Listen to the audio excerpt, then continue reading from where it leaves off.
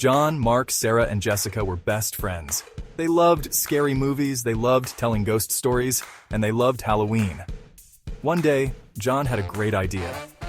Let's visit the old haunted house, he said. The one on Spooky Hill? Asked Mark. Yes, said John, it will be fun. The friends planned to go the next day. It was a perfect time for a spooky adventure. The sky was gray when they started their trip.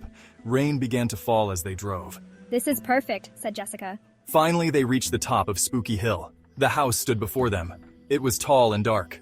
Broken windows looked like eyes. Wow, whispered Sarah. She was excited but a little bit scared. They parked the car and got out. The friends walked towards the house. The rain was falling harder now. They reached the front door and John pushed it open. It creaked loudly. Inside, the house was dark and dusty. Cobwebs hung from the ceiling.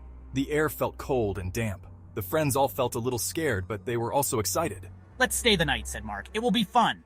Section 4, 1 a.m. The friends found a room with a fireplace. They lit a fire and sat around it, telling scary stories. Hours passed. The fire burned low. Suddenly, the grandfather clock in the hall chimed. Bong! Bong! S1, bong! It was 1 o'clock in the morning. At that moment, the sound of footsteps echoed from upstairs. What was that? Whispered Jessica.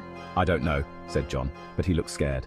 Section 5. Running for their lives. The friends listened closely. The footsteps were getting closer. Then, they heard a blood-curdling scream. Jessica jumped to her feet. It came from upstairs, she cried. They ran to the stairs. The footsteps were coming down the hallway. They saw a figure in the darkness. It was tall and white, and it glowed. Run, shouted Mark. The ghost chased after them. It grabbed John. He screamed. Then it was Mark's turn.